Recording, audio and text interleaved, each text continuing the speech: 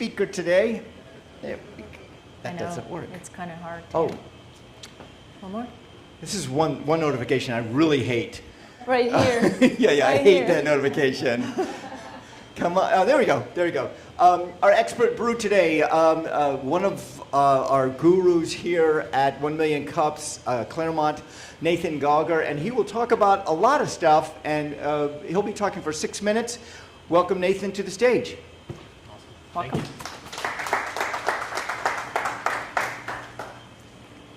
Awesome. So today, going to primarily focus on, we're getting a lot of intake right now where people are possibly behind, didn't file, just having an issue with the IRS. And kind of my push here is that waiting is not necessarily a good thing, that getting in front of it can save you a lot of money. But if you are choosing to wait or you do have a balance with the IRS, how that actually interacts with your financial portfolio and what you kind of need to know about it.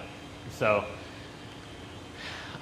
for those that don't know right now, if you do have a debt with the IRS, which is probably around 30–40% of this room, if I would have to guess, it's about 11 million people, 11 million taxpayers are currently in debt to the IRS. It lands out around 25% of America currently has a debt to the IRS in some form or fashion. And then there's another 15% of people that just haven't accurately filed. Ends up being on those 11 million turned into around $120 billion worth of debt that is going to go on installment plans or be collected in the future. A lot of this is because notices get set aside. You then have penalties and interest that are accruing in the background. Those small balances can really turn into large financial problems. I'm going to try to teach you through this about how those penalties are assessed and then also what your options are, because once again, ignoring it and hoping it doesn't go away doesn't naturally work with them, and bankruptcy is also not an option with the IRS. So if you've got a lot of other things going on, maybe the IRS should be the first people that you look at. The majority of us are small business owners here, so we go on what are estimated payments. This is a question that I'm currently working through with about 30 people on what should their estimated payments be. So the IRS is going to expect that you prepay your taxes in 4 quarterly estimated payments to accomplish what your tax bill is at the end of the year. There's a couple of rules for this that we need to really be cognizant of. But those dates for payments are going to be April 15th, June 15th, September 15th, and January 15th of the year where your taxes are filed. So if you actually add up those dates, it's not really quarterly, it's like 4 months, 2 months. It doesn't make a lot of sense, but that is what in reality happens. And the IRS looks at those as 4 even payments throughout the time period. There are ways that you can make uneven payments. It gets a little bit more complicated to have someone to actually walk through that with, but the idea here is that there are 2 safe harbors that we need to be cognizant of. We need to either pay 90% of our current year tax liability, or we need to pay 100% of our prior year tax liability. That tax liability is going to be mentioned on line 24 of your tax return of what your total taxes are. I don't care what your refund, I don't care what the amount that you owed at the end of the year actually is. Line 24 of your tax return is your total tax. In theory, if you have no other withholding efforts and you have no other credits, you would divide line 24 by 4 and then make 4 even payments. It's truly that simple. So if you are on estimated payments, that's how it's getting calculated in the back end of your tax return. Most important thing here is that we just need to make sure that we're paying 100% of last year's or 90% of the current year. Now for most of you, you're saying, I don't know what I'm going to pay because one, I don't do my own taxes. I probably hire somebody for it. On the other side, you don't know what you're going to make in income this year. Something might happen later in the year. So that's why typically tax preparers will point towards the previous year, and then we'll forecast based on the previous year and move that forward. Now there is a qualifier here. If you are making more than $150,000 a year, that 100% of last year turns into 110% for last year. So whatever that line 24 is, if you're over 150,000 AGI, which is your total income all combined. If you're over 150,000, you multiply line 24 by 110%, and now that would be the payments that we need to make throughout the entire year. The reason why these things happen, self-employed income, 1099 income, right now there's a lot of people that owe at the end of the year, and every single year they owe, even if they're employed, because their W-4s are filled out improperly. Don't need to raise your hands, don't need to self-identify. There's probably 5 to 10 in this room that are employed and literally just have their W-4 filled out improperly, and that's what creates the large tax bill at the end of the year. Estimated payments would, in theory, solve that issue and reduce the penalties. Any questions so far? Let me go back. Just want to make sure that there's not a... Okay, sweet.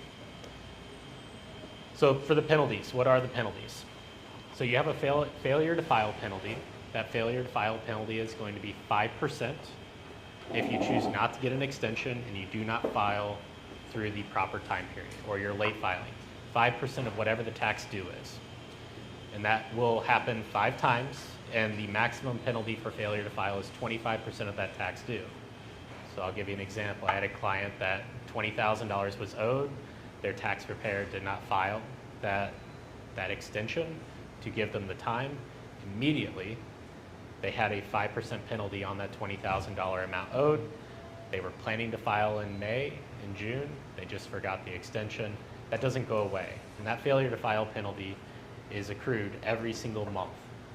You also have an underpayment penalty. So this is why the estimated payments are important. If you have underpaid your taxes through the year, it's 0.5% per month up to 25%. 0.5% doesn't sound like a lot. Do that for an entire year, that's 6% a year. It adds up very quickly. Whenever you choose not to file for 4 or 5 years, which people are always surprised whenever we talk about those cases, but there are a decent amount of people that have not filed for years and have not gotten a letter from the IRS. Those failure to file and failure to pay penalties add up significantly. And then right now, the interest rate that the IRS has assessed for this quarter is going to be 6%. So in reality, if you have a debt to the IRS and you have no installment agreement, you are currently paying around a 12% interest on whatever your back debt is. Gets really expensive. File on time if you cannot pay in full. Pay what you can as early as you can. If you can put money towards that quicker rather than later, that would be better. The interest does compound daily. The penalties are assessed monthly. So it's kind of weird there. And then the rates do change quarterly. It's based on the Fed rate, primarily for how the IRS charges. So that interest rate was very low a couple of years ago. It got a little bit higher, over the past couple of years. So there's choices if you are behind, which I know this is helping many people in this room just understanding what your choices are. Paying the IRS now, they're not accepting checks. I don't know how many of you guys are sending checks into the IRS. They will get rejected. You will just get a they did not process. You have to now pay online. This is part of a new push that the IRS is making where they're not allowing you to send checks in. So please, irs.gov/payments. That's where you're going to make payments to. You can also log into your IRS online account, and you can see what you currently owe from past periods, current periods, and understand your wage and income transcript. From there, you can also view balances and make payments. Most people, I'm not going to mention EFTPS. Almost nobody is going to use EFTPS in this room. Debit and credit card payments, those are allowable. Keep in mind that the interest rate that we're kind of talking about with the IRS is around 12%. Credit card interest is much higher.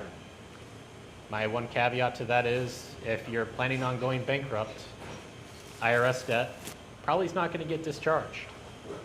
So if you owe 100 grand to the IRS, probably going to owe 100 grand to the IRS if you go bankrupt, whereas credit card debt could be seen as dischargeable. Installment agreements will decrease that monthly penalty of 0.5%. It'll move it down to 0.25%, I believe is the current number. Make sure you check that. But that's why it's important to be on an installment agreement if you do have a prior debt and not just making random periodic payments. That installment agreement can be set up for 6 years in many cases, where you can slowly pay the IRS that debt.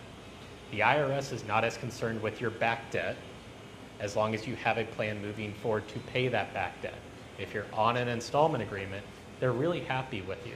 And I have many clients that have made those installment agreements for 5, 10 years, and now they're clear. The IRS is more concerned about you moving forward. So those estimated payments, and this is going to be counterintuitive to how most people think, we're going to focus on estimated payments and moving forward if we're already on an installment agreement. And if you're moving forward and in good situation with the IRS, you're not in a back debt to them, obviously a better thing. And then probably the most common thing that comes to me is, oh, the IRS is just going to forgive my debt through an offer in compromise. So if you owe a significant amount to the IRS and you're not capable of paying it today, you could look at an offer in compromise. We don't do these. I don't want to do these. The one caveat here is if you have any assets, retirement accounts are going to be added to that. Houses are going to be added to that. Cars are going to be added to that. If you have any assets to your name, the IRS is going to expect that you're using those assets to pay them. I don't feel like that's a confounding, point. But it's very common where we have people that have multiple rental properties that have equity in them. They're like, oh, I owe 100 grand in back debt. Can we do an offer in compromise? They go send it in through a random tax mill, and they find out that the IRS rejects them because they have these rental properties that they have equity in that they can get a HELOC or something to pay off that debt. So offer in compromise is more for people that were making a lot of money, weren't compliant, accrued a significant amount of debt, and now are poor or have had something happen to them where they literally don't have the ability to pay, and that payment would create a significant issue within their life. That's what an OIC is for. So general ideas here, and I tried to make this as short and sweet as I possibly could, hoping just to get the knowledge out there. Filing on time, we want to avoid that failure to pay penalty or failure to file penalty. Get an extension out there. The IRS does not care if you extend. There's a reason that they have automatic extensions available to you that will avoid the failure to file penalty so long as now you file towards that extension time. Paying earlier reduces the balance subject to interest. That's pretty obvious. Payment plans will reduce your penalties and also will get them off of your back. And then responding to notices, please, whenever you receive an IRS notice, don't just throw it away. There's usually a reason.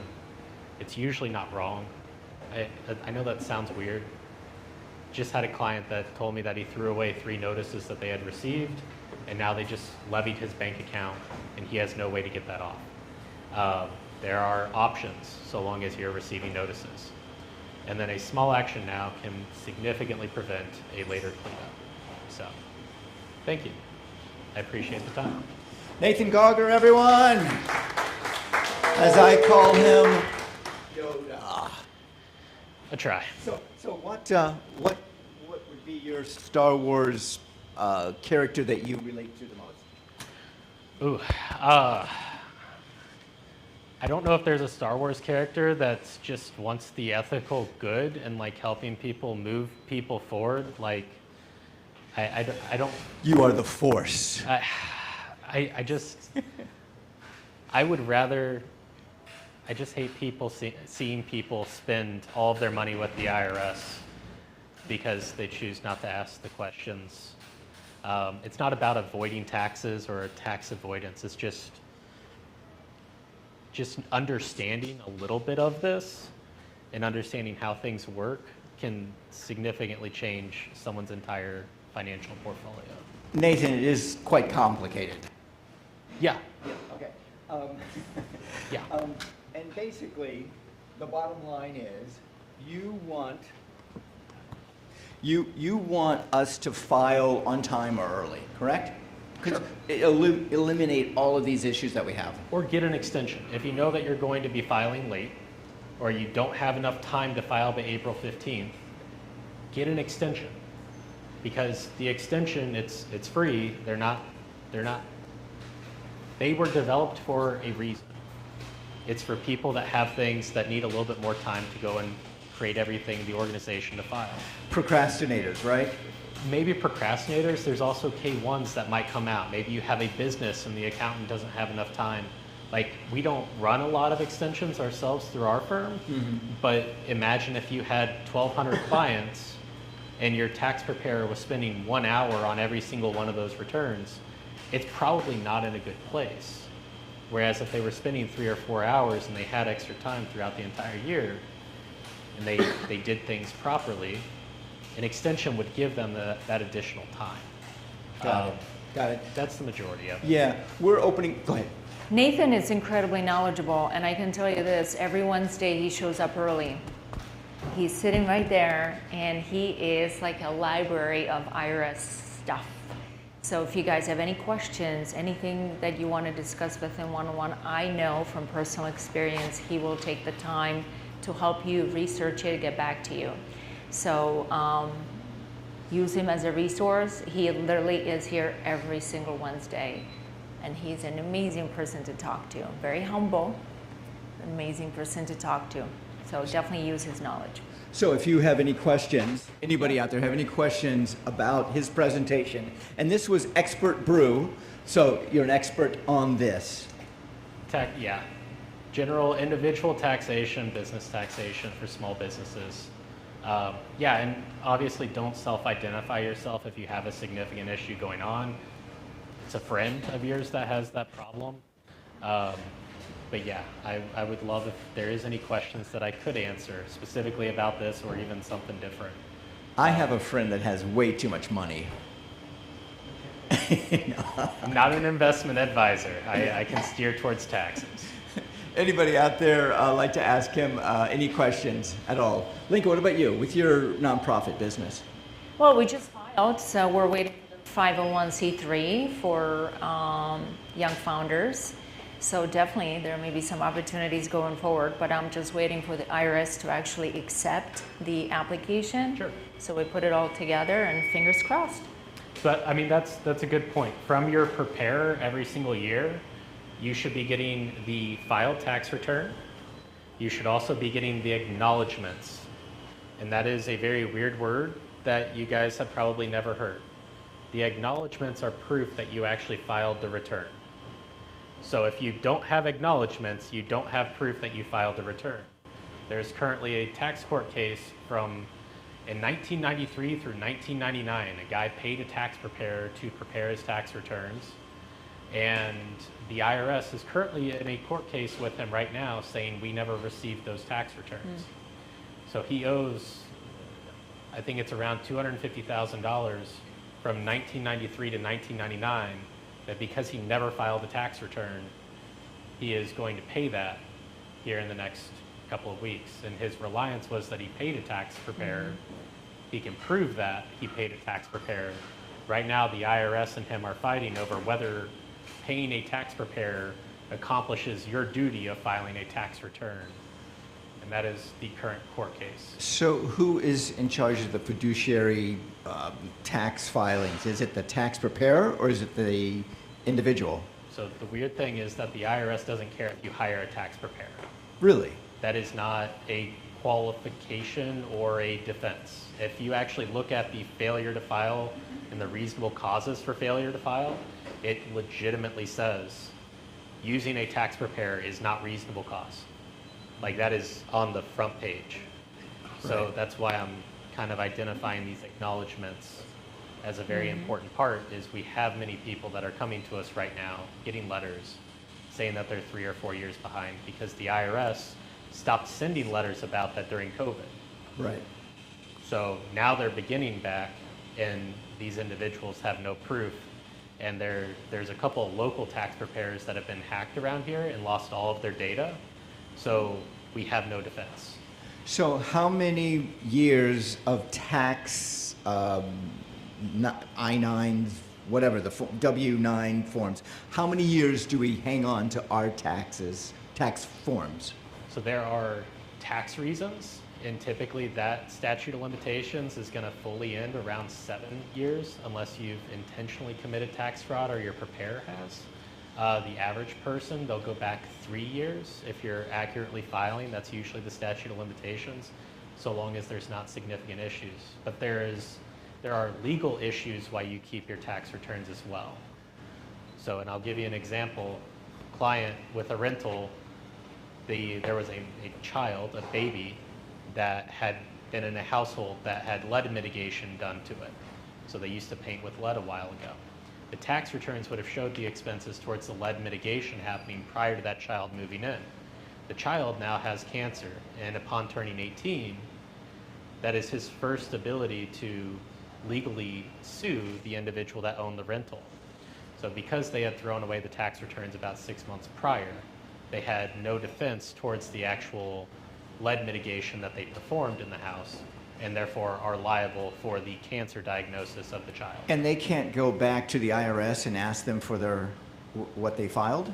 So what the IRS receives and sends to you is different than what you are going to actually file with them, which I know that sounds weird. So unless you paper file, the IRS is going to provide a transcript. And a really good way to see this, if you log into your IRS online account, you can get a tax return transcript.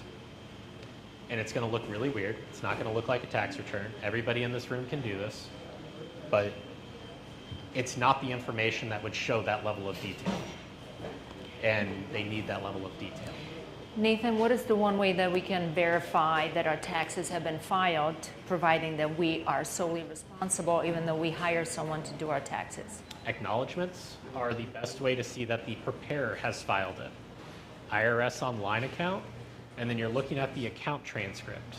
An acknowledgement, what is that? Acknowledgements is, so the IRS is going to acknowledge that they saw something. How do we get that? That is, so your tax preparer and the tax software would generate that. So the tax preparer should be providing you that. The IRS, and to my ability, the only thing that I can do is send the return to the IRS. It is now the IRS's job to process. I cannot make the IRS process. I cannot do anything to the IRS. The IRS, because I've sent something to them, acknowledges that they received something. And those acknowledgements is the only thing that I receive in order to say, I filed and my obligation's done. Is it automatic once you submit it? Is the reply, the acknowledgement, automatic that can be forwarded to the person you're doing taxes for, or do we have to physically request it? From the federal side, those acknowledgements usually come in within 24 hours. If it's towards processing day, they usually come in 20 or 30 seconds if it's outside of that. For states, it's a little bit different. States have slower processing engines on the back end, so they might take, like New Jersey has more issues than just their tax. Their processing system typically takes 7 to 10 days. The IRS also had an issue with payments this year. So you sent in payments, and we had multiple payments that were sent in at the very last day of the year. Their processing engine couldn't catch up because they were processing so many. So they actually got drafted on like the 20th or the 23rd. Having the acknowledgements on that 15th, on the 15th of filing day, is going to be proof that you actually made payment, even though that payment wasn't sent until the 23rd. Yeah. And people are getting letters for that right now. So Florida is not an income tax state. We do not have individual income tax. Okay. So what do we have in the state of Florida? You have tangible personal property tax. So that is a tax on tangible property which you hold within your business. Rental property, machinery. Rental gets a little bit weird. There's some caveats to rentals. Some counties, it's assessed by the county, but primarily what we are looking at is machinery, your keyboard, your computer, your chairs, your desk, those things which are tangible, which just means that they're essentially not real and they're not intangible. So they're things that you can hold that you utilize. And that is probably less than 20% of people file that tax return from what we've seen. It's small and has an exemption. It's kind of really easy to do. And then you also have corporate tax that's here. So that is the other big one that most people in this room won't encounter. For the state. Got it. So I'm just putting down here, why is this so complicated? Lobbyists, people. Blame it on the lobbyists. I mean, it's truly like, I don't like doing taxes. I think I've said that 100 times. Like, this is the least favorite part of my job, but it's so misunderstood that this is where I can help people the most. And that's why I choose to do it, is because it's confounding and it's not, it's something that we just help people through. But yeah, I would say the majority of it is lobbyists. It's special interests. The deductions that you see are because the government wants to incentivize people to perform things. They want people to buy a house. They want people to invest in the local economies. And so some spending is advantaged, whereas personal spending is not advantaged for tax purposes. So they want you to invest in businesses to grow and provide economic commerce. Right, right. I see. But it's so complicated. I mean. Yep. Every single day I learn something new. Every single day I figure out that I know nothing about taxes. And yeah, I made a LinkedIn post about this, but like as you learn taxes, you figure out that you don't know taxes, and then you find that there's a lot of people that claim that they understand taxes, and really they just know nothing about taxes. And it's like this dog circular, chasing its tail. Yes. Right. So it's a problem. So tax preparers, most of us come in contact with a tax preparer. Yep. All right? How do we make sure that we get an acknowledgement from the IRS, from them, so we don't go through this issue that's in the court system now? You ask them. If they aren't providing it to you, you need to ask them for the acknowledgements. So that most will provide it to you. There's about 10 preparers down here that most of their clients don't realize that the 1040 that they filed is not what they need. That's not the important component. So yeah. And how do we get the acknowledgement? Is it an email? Is it a text? Is it a letter in the mail? It should be a piece of paper that the tax preparer would print out and hand to you. Okay. So literally it's or it could be uploaded to you if It's not the receipt that you paid them for the. No. It's like it's a 40-digit code that, like, and I don't know if it might be 32 digits. It's probably 32 based on how computers work. But Have Right. you ever received one of these things? The acknowledgement? Anyone? You have? You have? Okay.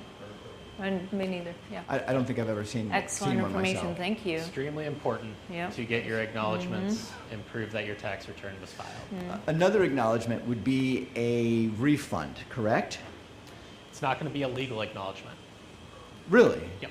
I mean, okay, but by getting a refund put right into my checking account, let's say, is saying, the IRS is saying, we paid you too much, or you paid too many taxes, we're going to give you money back. You'd be surprised how often the IRS loses the processing of a form from the past, and the refund will identify that something had been filed, but you can also file an 843 and get a refund. So you don't have to file your tax return to receive money from the IRS. And if they lose it, that acknowledgement is going to be your proof. So it's a weird spot. Right. We don't see a ton of them. Let me ask people here, how many here are a small business by hands, small business, and use tax preparers for their own businesses? All right, about a half of you. Yeah, I learned the hard way about the acknowledgement. I had a tax preparer several years ago, walked me through my business return. And I said, it's fine. Oh, yep, it's been filed. And then I got a notice from the IRS, something to do with a payroll, because I payrolled myself. So I thought everything was fine. 18 months later, when I had to pull reports because I was applying for a loan, they said I never filed. So even though you get a communication about that year, it still isn't proof that you filed. And then they wanted to charge me $2,800, but thankfully my current CPA knew that you could ask for a one-time abatement. First time. And they penalty forgave that $2,800, so I got lucky. So that's a good point. First-time penalty abatement, if you have a clean filing history, which is why I'm educating people about estimated payments, because you got $2,800 cleared from your account. If you had a $2 penalty within the past 3 years, you would not have qualified. So having clean tax history, understanding the rules in which you have to actually run, makes a failure to file penalty on what was probably a partnership, a single member S Corp is probably what it was, because that would have been the failure to file on that specific return is $2,800. That's what clears the failure to file penalty, is the first time penalty abatement. Nathan, how many extensions can we ask for? So there's one extension that's automatic. Okay. An extension does not alleviate your need to pay. It alleviates the need to file. You still have to make your payment April 15th. If you cannot file within that 6-month period, which for a normal individual would be 10/15 on a 6-month extension, then there is ways to ask for additional extensions. That's a little bit more complicated of a process, and that's really a discussion with the IRS. For the majority of people, it's a 4868 is the file extension filing. They're very easy. If you do send them to the IRS, please send them certified. Don't send them through snail mail. We had some people send some checks last year where the IRS did not process them until 3 months after. They took the money, but then they said that they received them 3 months after. I don't know how that works. If you guys can figure that out for me, please let me know, because I'd love. But if you take the money in April and then they say that it was taken in July, feels weird. Did they hang on to the checks until then, or did they deposit them No, in they April? took it out of the bank. They just said that they didn't receive them until July. Oh. Yeah. Those people got assessed some pretty large penalties, and because they did not send it certified, they had no proof of the date in which they mailed it. So July, even though they didn't have their money in April, was the date that they paid. Nice. Some very Nice. weird things. Are there any other questions? We got just a couple more minutes with Nathan. Anything? No? All right. Nathan, what can we do as a community to help you? My biggest focus, go talk to your tax preparer. It doesn't need to be me. I'm not coming up here as a sales pitch. I'm just tired of seeing people pay the IRS. Go talk to your tax preparer. Ask for planning.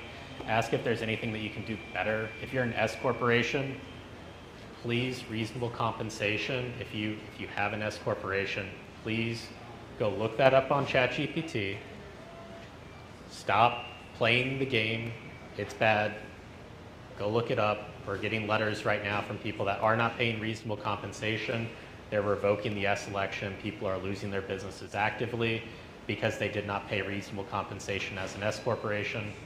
And if you need to fix that issue, rcreports.com is a really good solution.